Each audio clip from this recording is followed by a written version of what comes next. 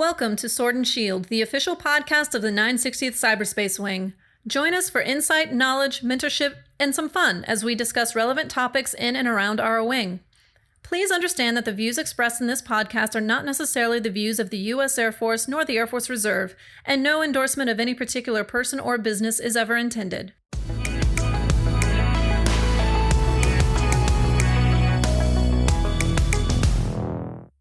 Good day, gladiators. Thank you for listening to another episode of the Sword and Shield podcast. It's Francis Martinez, Director of Psychological Health for the 960th Cyberspace Wing, here with a very special guest on the phone from Travis Air Force Base. Hi, thank you for having me, Francis. My name's Yendi Cardenas. I'm a licensed clinical social worker. I'm one of the mental health providers at the Outpatient Mental Health Clinic at David Grant Medical Center on Travis Air Force Base in California. So thank you so much, Yendi, for joining us today. I really wanted to kick off December with holiday blues, especially during COVID. So holiday blues, some people have heard it, some little depression symptoms, but, I think we're in a different time right now with COVID, adding those additional stressors. No, I agree. You're completely correct. This is a tricky time for everybody, and it's really testing our resiliency and how quickly we can adapt to different situations. I tell my clients it's kind of a tricky time for us as therapists because what usually works, like going to spend time with family or, not isolating as much is not necessarily very feasible right now, especially in California, because of the pandemic. So you're absolutely correct. It's a tricky time, difficult time for everybody. So I want to touch on, some signs and symptoms of, holiday blues versus, major depressive disorder. So that's a good, I'm glad you brought that up because holiday blues is an absolutely, it's a thing. For some people, they don't, for some people it's a myth, but holiday blues is an actual thing. And the signs and symptoms can mimic major depression and even anxiety symptoms because you are experiencing those symptoms. The only difference is that when we experience blue, like a down, low mood during the holidays, it's more temporary. Typically, it should resolve after the holidays are over. But some of the symptoms that you should be aware of is that you can feel more tired. You can feel physical symptoms like tensions. You might be feeling, you might experience more headaches, frustration. You might feel like you're in this little low funk that you can't really explain, sadness, a sense of loss, maybe even you might be experiencing uncontrollable worry. I don't know, Francis, if I'm forgetting any of them, but those are kind of maybe your appetite, notice changes in your appetite or behavior. Difficulty sleeping sometimes, right? Right, for sure. Difficulty sleeping or even staying asleep, or maybe you're sleeping too much, which might not be typical for you normally. And holidays are generally, for most people, a jolly great time, right?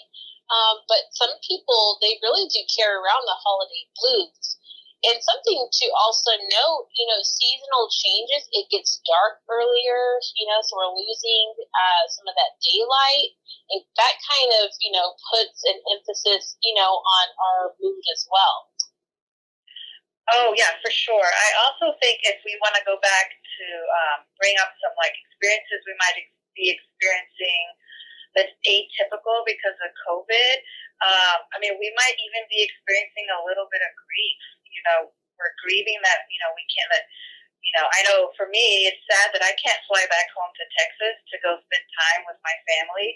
I haven't been able to do that in a while. So, we might also be experiencing something along the lines of, you're grieving maybe what last holiday season used to be like, or what you think the holiday season is supposed to be about.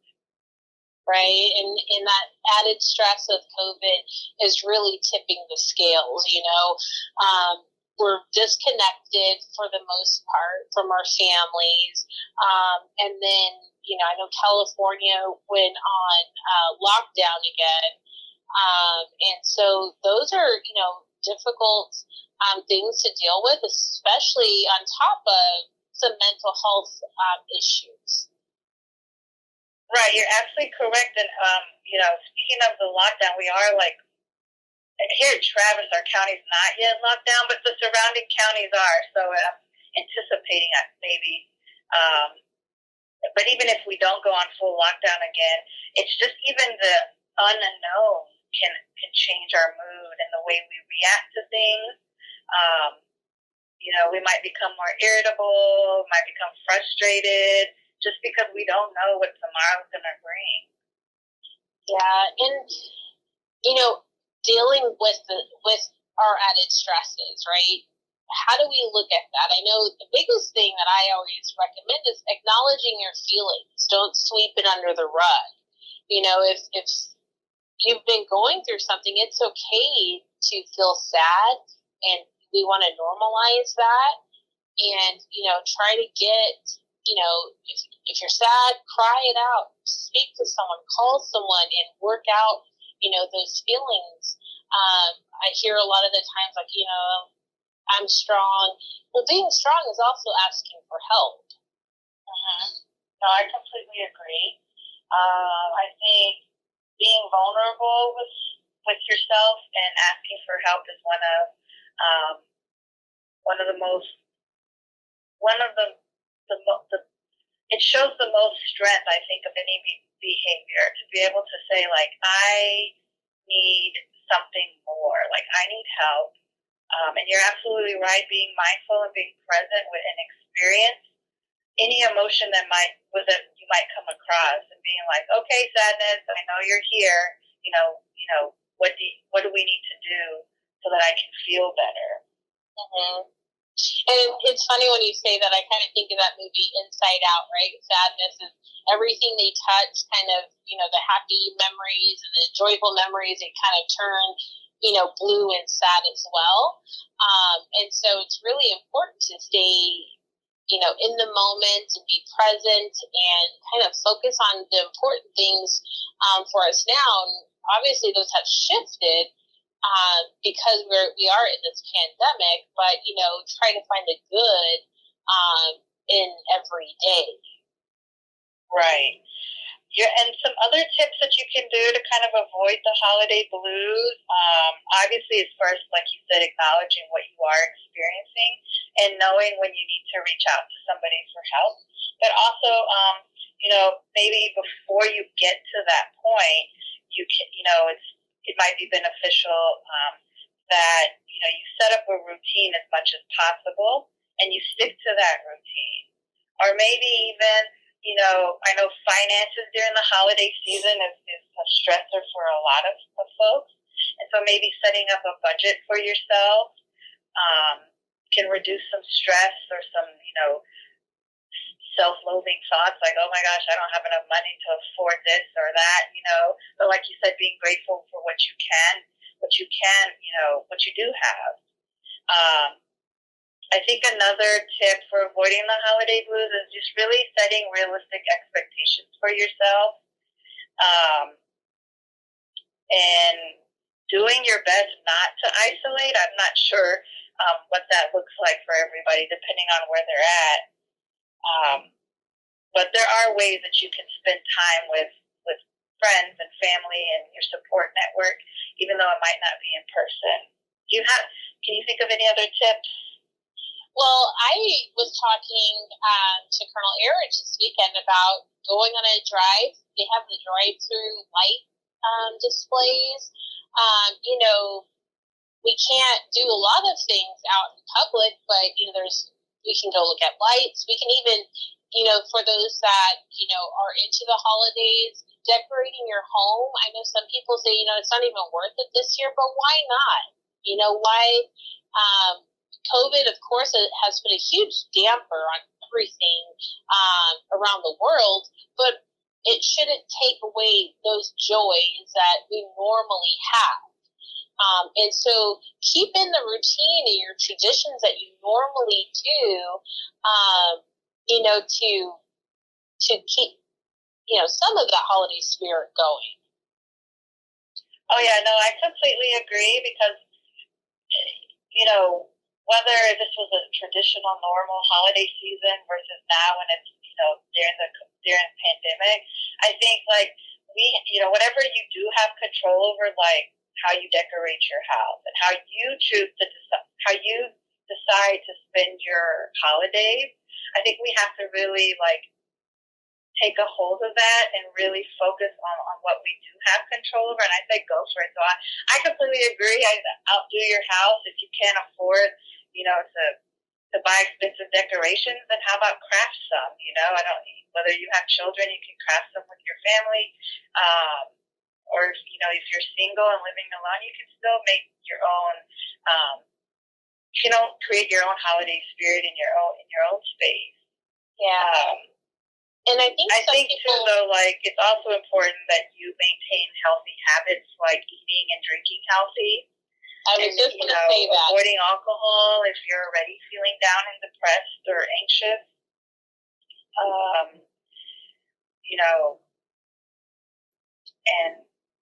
Really, I think it's just,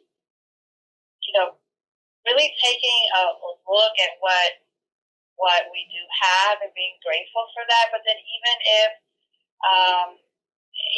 if those gratitudes are just really small, so for a lot of people when they're really already feeling down, maybe just even getting out of bed is a huge obstacle for them. So, giving yourself credit for even those small little achievements you do every day really can build up and go a long way in the long run. And, which I think is very important, Yeah.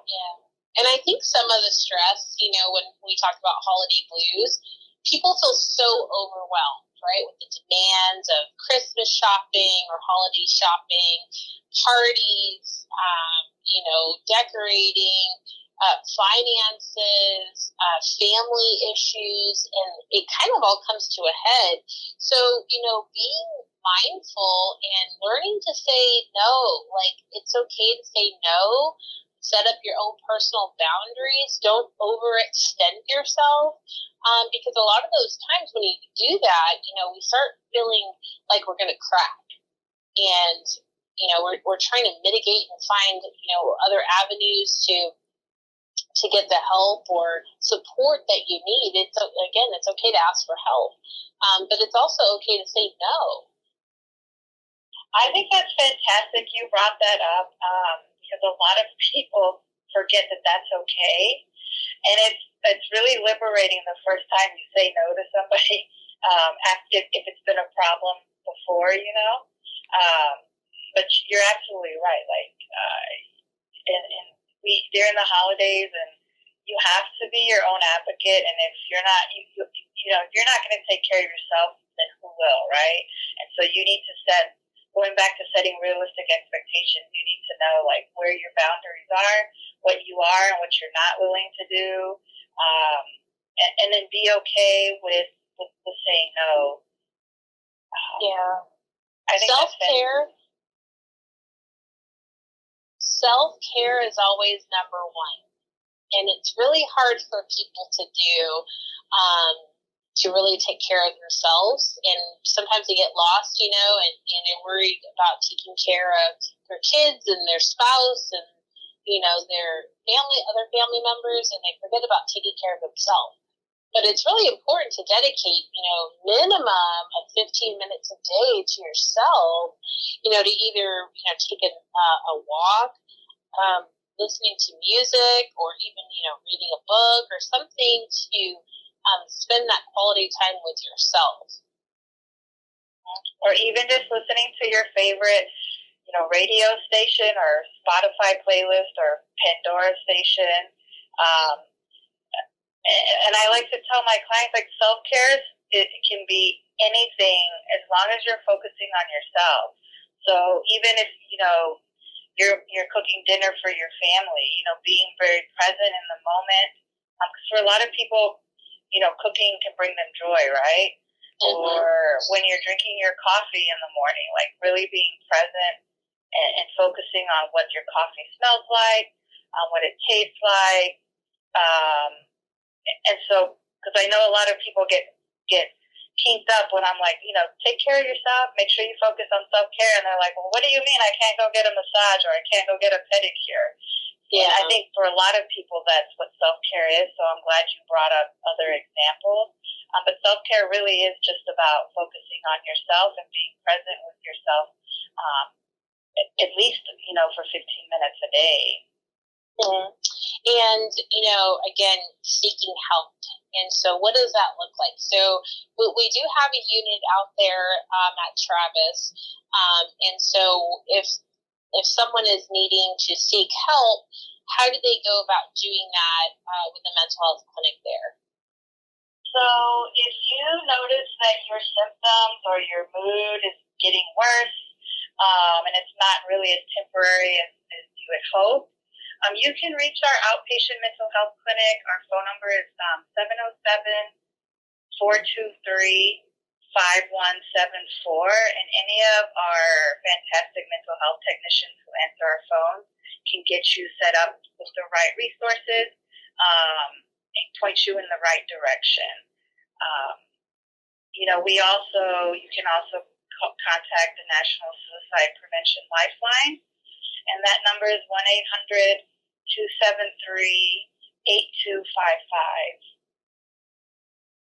There's also, we also utilize the military crisis line, and their number is 1-800-213-8235. So if anybody's needing help in our area, you can just contact our clinic, and any of our great staff members can get you the resources you need. Well, thank you for sharing that, Yendi. And, to try and combat holiday blues and COVID blues, we at the Wing are having a holiday cheer 5K scavenger hunt through the end of December. So our gladiators can visit our Facebook group page for the details at 960th CW Gladiators.